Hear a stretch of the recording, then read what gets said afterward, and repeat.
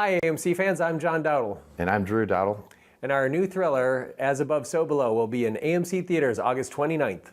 Before our movie takes you deep inside the Paris catacombs, check out this edition of AMC Movie Talk.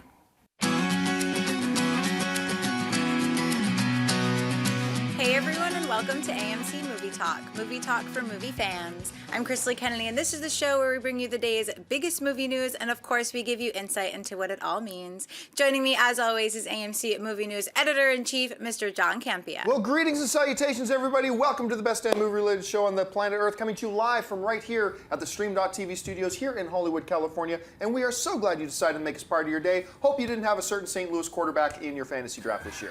Oh, man. Also joining us is AMC's very own Christian Harloff. And I'm working on 4 hours of sleep. And we also have special guest from Schmoes Know, Mr. Mark Ellis. And I'm working on less sleep than Christian. That's not true.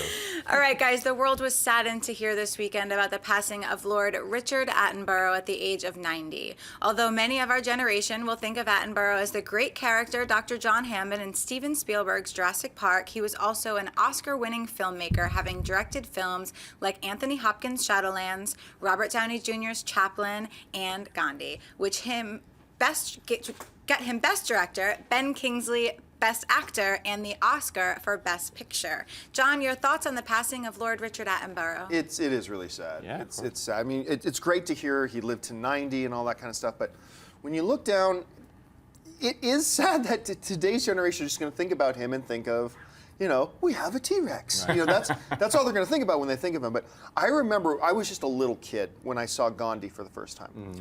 And Gandhi certainly isn't the first movie in the world to do this, but for I think a 12-year-old me, I didn't get to see it in theater. I saw it when my parents rented on VHS, whatever. For a 12-year-old me, it was my first glimpse at the possibility that a movie could change the world, you know? I mean, I was in love with the movies ever since my mom first took me to see Star Wars. But it was Gandhi that, for me, that was like, this changes, like even as a 12-year-old kid, you're like, this changes my whole perception of the world and life and everything as we know it. It was so deep. What he did with Robert Downey Jr. and Chaplin. I think the one he did, Chrissy was mentioning the film Shadowlands. I think that's a really underappreciated film. I think a lot of people still haven't seen Shadowlands, and I thought that one was brilliant. So yeah, absolutely a really sad loss. A great, rich life for Lord Attenborough. So it's a sad day for Hollywood. I think you can look at it in a positive spin in regards to maybe a younger generation only knows him from Jurassic Park, because maybe they'll be more inclined now to check out his older work. Yeah. So maybe they're like, oh wow, what else? You know, as you're Wikipediaing him or looking him up, what else did? Oh, he actually directed Chaplin, and oh, that's got Iron Man in it. Should I check that out? So it might actually speak to a younger generation that didn't know his work and film lovers in general. So yeah, of course, it is absolutely sad, but the guy lived a very full life. Excited to see how many people do discover his work. And your story, Chaplin, to me was, I think, Downey's best work, and obviously from working with Lord Attenborough. And you know, it's funny because we mentioned that a lot of people just know him from Jurassic Park, right?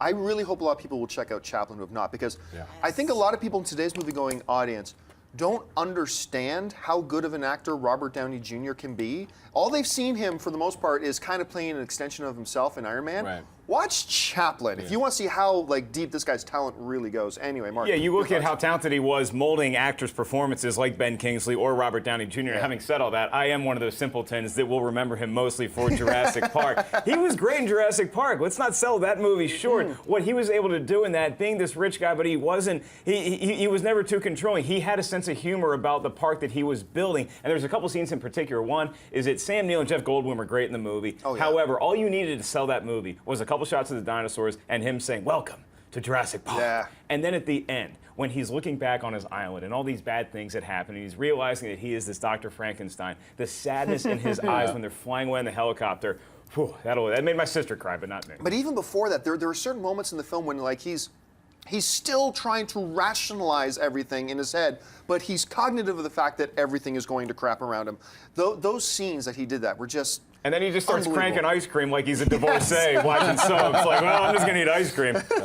All right, what's next? As many of you know, Warner Brothers has been actively developing a feature film version of Stephen King's The Stand. Today, Deadline is reporting that WB has their sights on actor Matthew McConaughey to play the antagonist of the story, Randall Flagg. Christian, do you think McConaughey would be a good fit for the demonic Flagg? Absolutely. I mean, right now, and I can't tell you that I would have said that 5 years ago, but we are in the middle of the McConaissance right now, and we are this guy proved that he can go dark. If you watch True Detective, that was a very complex character from what he did. So do I want to see him be an evil sorcerer? Yes, please. I want to see more of what he can do because he's continuously challenging himself. You haven't seen him be a bad guy since the horrible remake of Texas Chainsaw Massacre. That was the last time you really remember him as doing a bad guy role, and it's time for him to do something like this. And it's a different version of just maybe jumping into a comic book movie. He's doing a sorcerer in a Stephen King. Please. Yeah, and it seems like a lot of actors like that challenge, that once they want a statue for whatever reason, they just want to be evil. Everybody wants to be evil on screen. And what he's done recently, but after all the rom-coms where there wasn't a lot of character to him, when he was in Mud, that was a very complex dude who wasn't necessarily morally decent. And then you have the Dallas Buyers Club character, where he also did a lot of lascivious things in his life. So here, he just gets to throw away all the redeeming qualities and just be this really slick evil dude, who, by the way, has a lot of charisma in The Stand. Who better than the guy from Dazed and Confused? Yeah, I think every great actor needs to take a turn at a villainous role. Yeah. And I think this would be a great one. Look, I'm going to tell you right now, I'm one of the guys that I did not love the original miniseries, but I always thought the novel itself lends itself to being an on-screen adaptation. I just think it can be done much better. I think this would be a really slick move for McConaughey. Not just because it's a villain, but because it's a Stephen King villain at the same time. Stephen King adaptations have a little bit of a history of being pretty damn good. Yeah. So I think this would be a great move for him, and I think it would be a great fit. All right, folks, we've reached that part of the show for Buy or Sell. Here's how this works. In front of her, Chris Lee's got a few other items in the world of movie news. She's going to run them down. Then those of us at the table are simply going to say whether we buy it or sell it. So, Chris Lee, what do we got?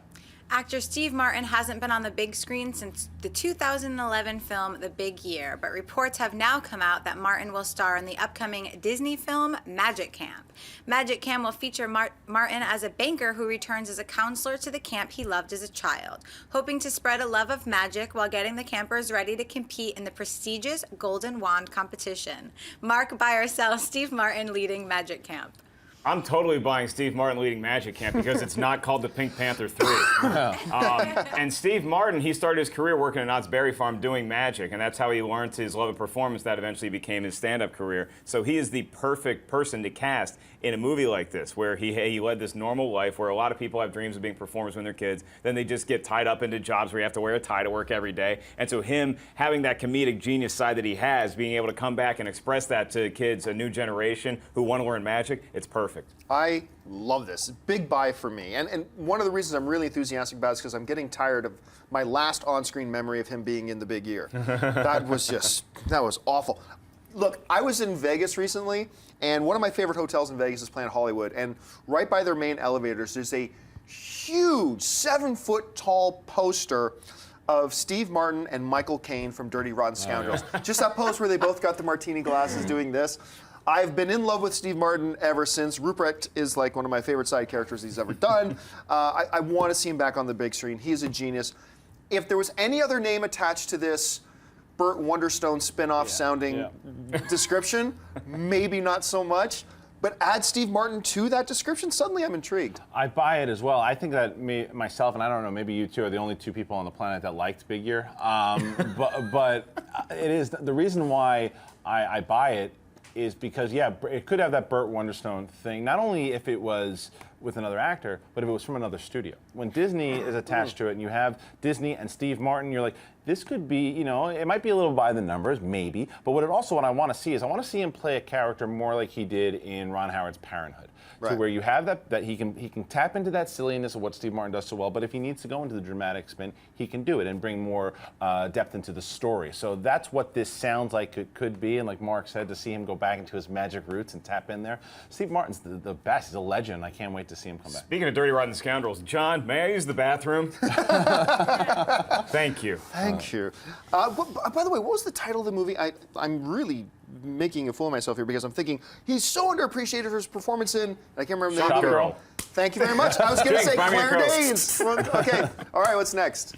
I thought you guys were still going. All right, it rarely happens. But this week, a movie in its 4th week of release has taken the #1 spot at the box office, and I bet you can guess what it is. Marvel's Guardians of the Galaxy took the #1 spot with $17.6 million, bringing its domestic total to $251.8 million, making it #1 U.S. box office movie of the summer, passing Transformers 4.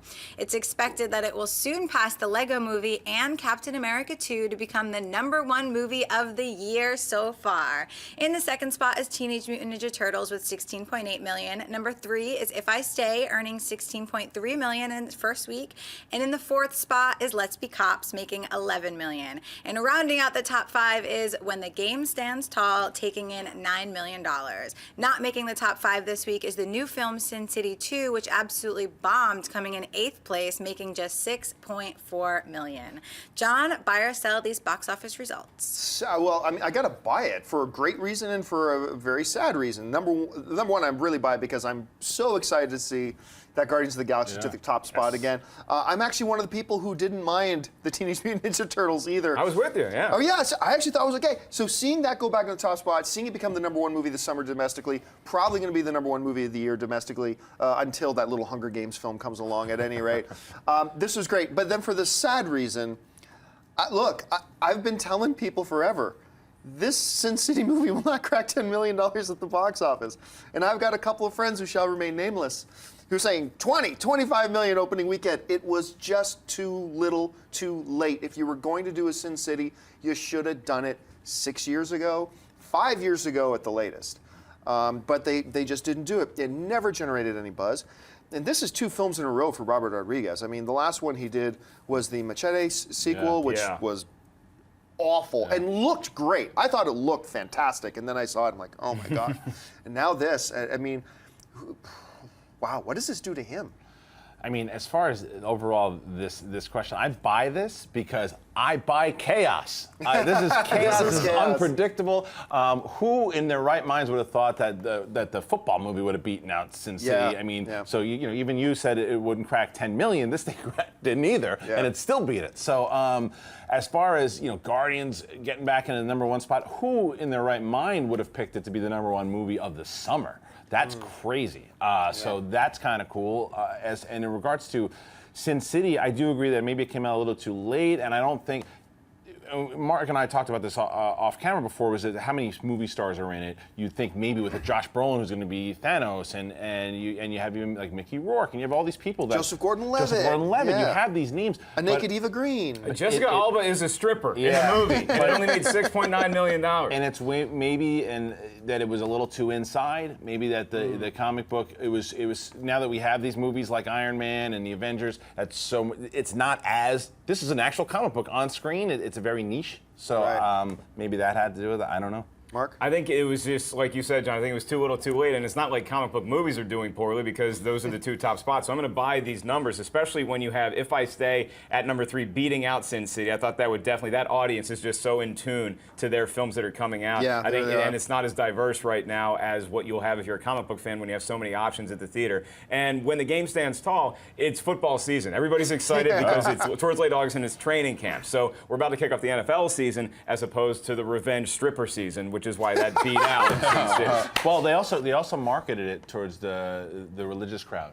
When the game stands tall. So not Sin City too. When the game stands tall. So there's a huge audience. That if look at God's Not Dead when that movie came out, that was huge. Yeah, no, it did. Big money. There God's was a Not couple. Dead. Oh, right. So I mean, that was the marketing. Maybe the marketing also in Sin City too wasn't. And for the record, revengeful strippers are always in season.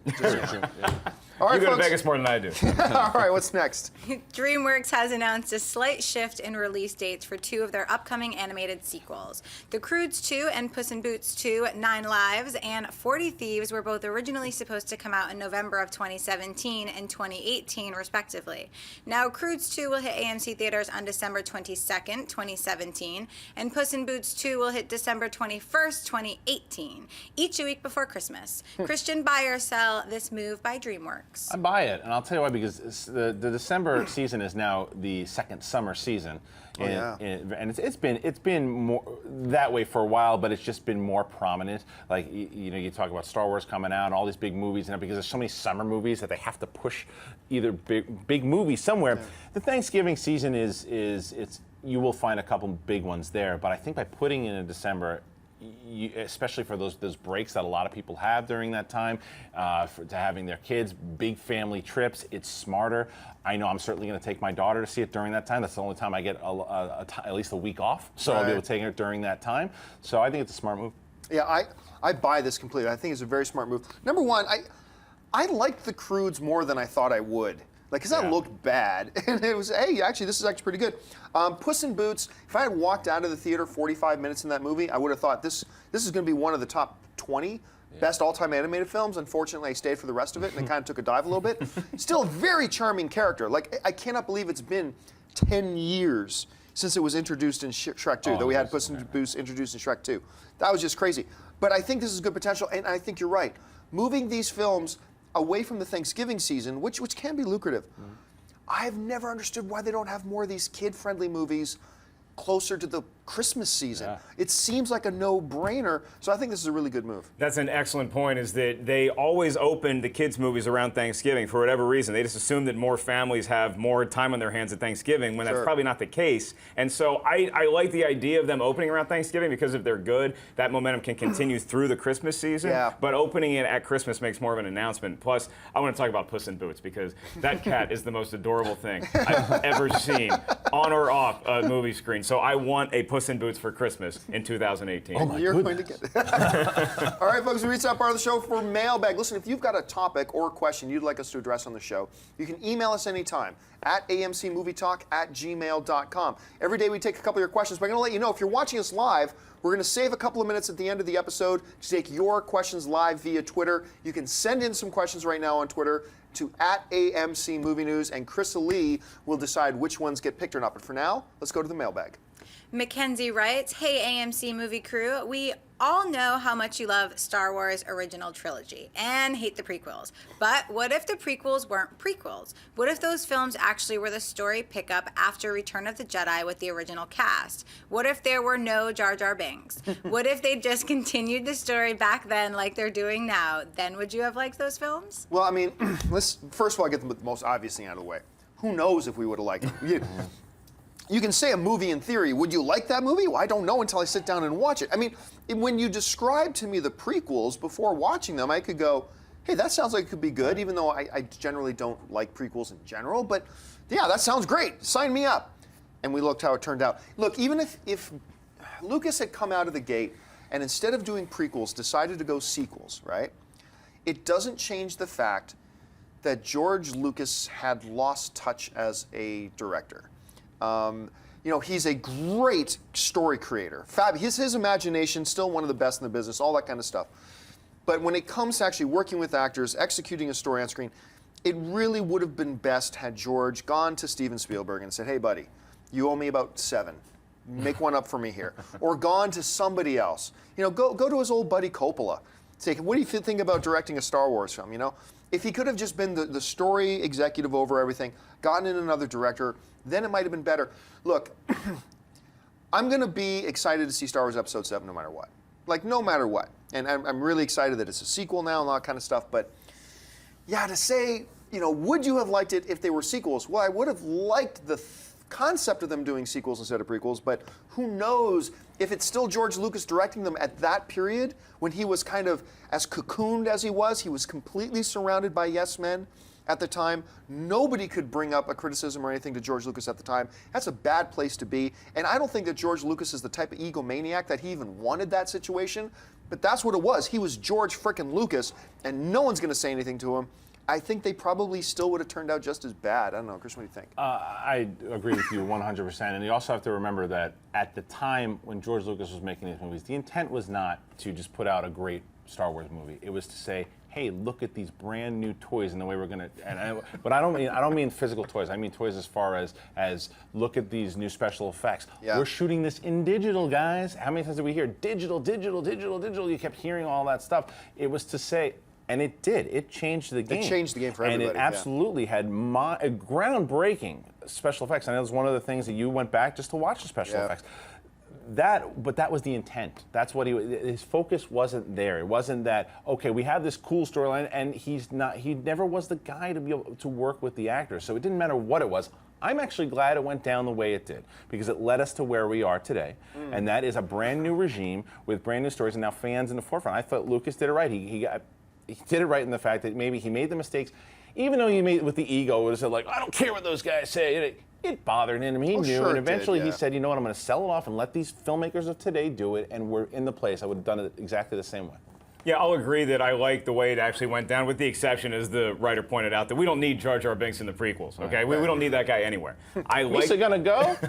I like the way that it went down, because you needed to make Star Wars look mortal again in order to bring back the original characters, because Return of the Jedi ended on such a high. There's no way to top that. It's like if the Beatles reunited and John Lennon hadn't been shot. It would not have been the same as it was in the 60s. You just can't recreate that magic. However, what the prequels actually did was it tempered everybody's expectations for what a Star Wars film reset the expectations and altogether. So now everybody's like, oh, we can make a mistake, so now let's try to build it back up again, and let's get this new regime with J.J. Abrams in. So I would rather have new, fresh blood direct the people from the original trilogy, as opposed to have George Lucas reteam with those guys. That's a great point, because you know now, because even if you loved Revenge of the Sith, the over 3 were not well received, that Episode 7 is good.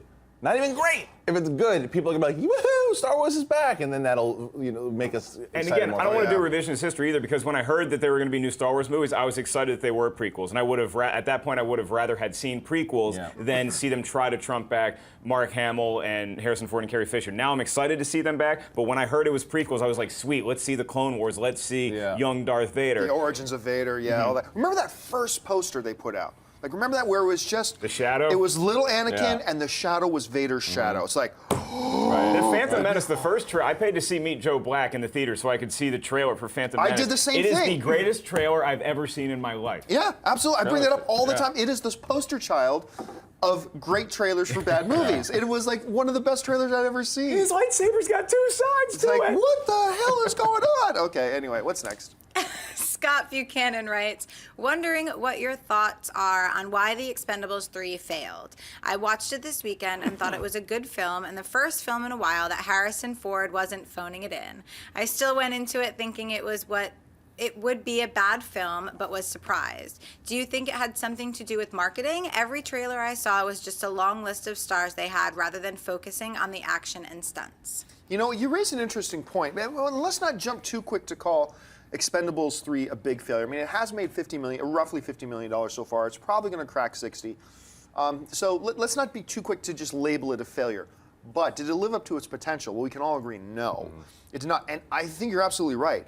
All the marketing of this film completely was just, how fast can we run down all the names in the trailer? This guy, this guy, this guy, this guy, this guy. I mean, and that's what it was about. After seeing the film, was it a great movie? I do not think it was a great movie. I'm not even sure I'll go so far as to say it was a good movie. But it's kind of like Teenage Mutant Ninja Turtles to me. It was one of those ones where I saw it after I heard all the negativity coming from people. I watched it and I'm like, actually, this has some upside. This movie's got some things going for it. It was okay. If they had really built a marketing campaign strictly around Mel Gibson and Sylvester Stallone, and about what's going on in the movie, not to give any spoilers away, what's going on in the movie between the two of them, and you use some clips from that van scene we've talked about, I think you would have seen better results. But instead it was just the third part of a marketing campaign of, this guy's here, this guy's, I mean, we've seen that before, and you're going to get diminishing returns out of it either way. I don't know. Mark, how did you see it? Well, if you put the scene when Mel Gibson says meat jacket in the trailer, that's going to get butts in seats. Just hearing the term meat jacket is exciting. I think they marketed it the only way they could, though. I really do. I think that everybody knows with The Expendables, you're not going to get a great story. And as cool as that scene was, I don't think anybody would be that excited to see, oh, well, Stallone's going against Mel Gibson, because I think that when you only have 2 stars in a movie, like what happened with Escape Plan, when you had Stallone and Schwarzenegger, and it didn't do that well, I think that made everybody panic and say, look, we have 20 famous people in this movie. We got to throw them all in the trailer. So I think they played the hand that they had, and people just weren't as excited to see The Expendables. Maybe this franchise has begun to run its course a little bit. Yeah. I think that's probably the mindset they went in there, but I don't think they should have played it that way, because there were a couple things that were wrong with this movie. The first, and then the leaked movie has nothing to do with it. Nothing to do with it. The main thing for me was that, and I said it when we talked about this a while ago, was I think the rated R definitely hurt it more than the PG-13 helped it, because I think for the hardcore fans like myself that were interested to see it, they wanted to see that old school action feel to it. Did that destroy the movie? Absolutely not. But it absolutely had the best story out of all of these movies so far, and the best acting. And I would disagree with the email as far as Harrison Ford, the first one that he didn't phone in, because 42 he was incredible in. Oh yeah, if he was great at 42, that. you should watch that. But I will disagree too, because I thought he did mail it in for in this Expendables one, 3. yeah, he was just having fun, and you could mail it in this movie. That's kind of He the didn't point know of he it. was in the film. He was just flying Yeah, more or less. But the thing was the back and forth with Mel Gibson. I would have liked to see more of that. But it's run its course. It's just it's overstayed its welcome by marketing all these stars anymore. No one cares. We did it twice already. Yeah. We do something new with it, have a new story, and get back to that R-rated feel. I mean, Sigourney Weaver said, I'm out of here. She's not even doing the Expendables anymore. Expendables, whatever it's called. All right, folks, well, we said we'd leave a few minutes at the end of the show for your live Twitter questions. We're going to do just that. Tweet them on in to @AMC Movie News. Chrisley, what have you picked out? Ariel Nicole wants to know if you think we'll see Scarlet Witch and Quicksilver in Captain America 3. I'm gonna say no. I'm gonna guess we won't. I think they're still gonna be around in the. I think they're still gonna be around in the Avengers universe post Avengers 2. But do I think we're gonna see them pop up in Captain America 3? I'm gonna go ahead and say no. This is not a spoiler. It's merely a prediction. I say no because I think one of them is going to die in Avengers 2. I don't think you're wrong. I'm going to say yes. All right. Just to be different from you guys. But we have no idea what's going to happen in the Avengers, the Age of Ultron, and I think that because when Captain America 3 gets produced, if they can't have a lot of the other Avengers in that film, like was the case with Captain America 2, because Iron Man was off doing something else and Hulk's off doing something else, if they want to continue the universe a little bit, they might put some of the smaller, lesser-known characters in that movie. So there's a chance you could see them. All right, what's next? Enrique Weisel wants to know, is there any one movie that you can honestly say was well done, where everything is perfect to cast, directing, and story? Braveheart. Wow, Braveheart's that would come close, man, for me. I don't know that I've ever seen a film that I can just sit back and say absolute perfection. I mean, Up came close to me. The third Lord of the Rings film for me. I know everybody complains about the 17 endings. I thought it just put more awesome on top of awesome. Personally, that was just me. But absolute perfection, I don't think I've seen it yet. I don't think. I mean, Braveheart would be a really good one, but. Yeah, I go Braveheart. Just everything for me worked in that movie: emotion, story, acting, music. I mean, everything. Scene, like everything, cinematography. It's like a 3-hour movie, and it doesn't matter. It just goes, it flows, and flies. you never ever say, this drags on. It all has to go. It all works as a perfect unit. And nobody ever comes on camera in that movie that isn't significant in some way. Absolutely, yeah. Even if you don't know why they're significant yet, you later find out why. Like, it was just crazy. I would say The Exorcist is pretty as close to perfect as you can get. The way that it builds, the way that it climaxes, the way that you're on the edge of your seat and it keeps upping the ante. I think The Exorcist is probably as close as you can get. Or the NFL Films 1987 Washington Redskins documentary. I'll say one other than that. One that comes as close to perfection to me as I can think of is probably Shawshank Redemption. Yeah. Ooh, that's a good one. I can't think of anything about I that caught one. Jaws on TV too this weekend. Jaws I don't know if you guys have so seen it. good. Yeah. It's just that's pretty perfect. I think Jaws and The Exorcist. It's really funny to say a movie from '73 and '75 are still the two perfect movies, but I think that's it. All right, let's take one last one.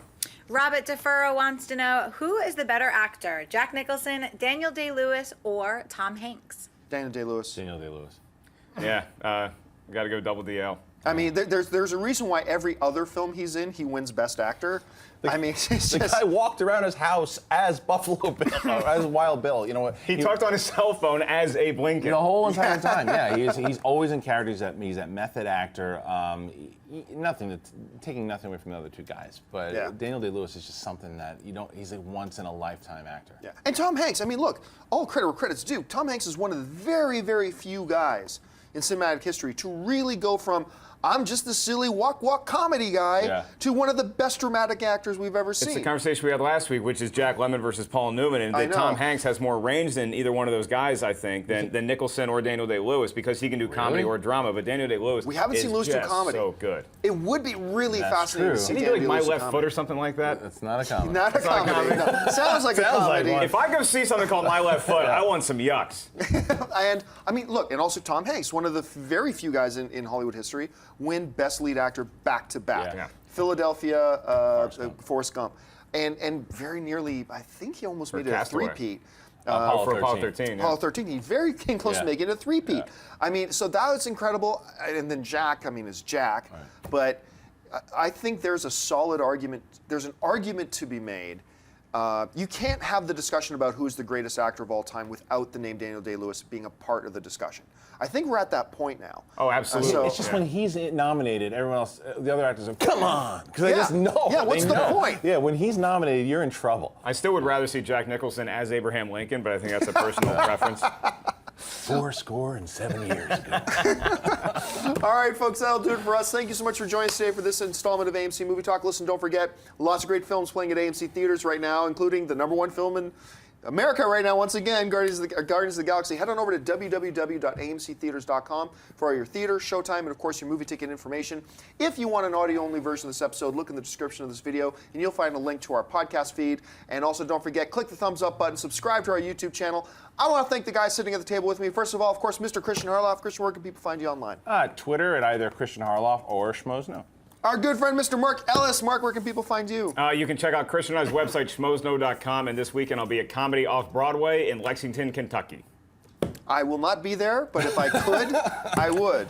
Well, the whole weekend's ruined. And, of course, our host today, Miss Chrisley Kennedy. Chrisley, where can people find you online? You guys can find me on all social media at Chrisley. And you can find me on the various social media networks at John Campia. Thanks a lot for joining us, guys. We'll be back again tomorrow, so until next time, bye-bye. Hey everyone, if you liked this video, click that thumbs up button and make sure to subscribe to our AMC Movie News YouTube channel. It's free and helps you stay up to date with all the latest movie news, as well as our daily AMC Movie Talk show. Also, make sure that you follow us on Facebook and Twitter to stay up to date with all of our special promotions, contests, and prize giveaways.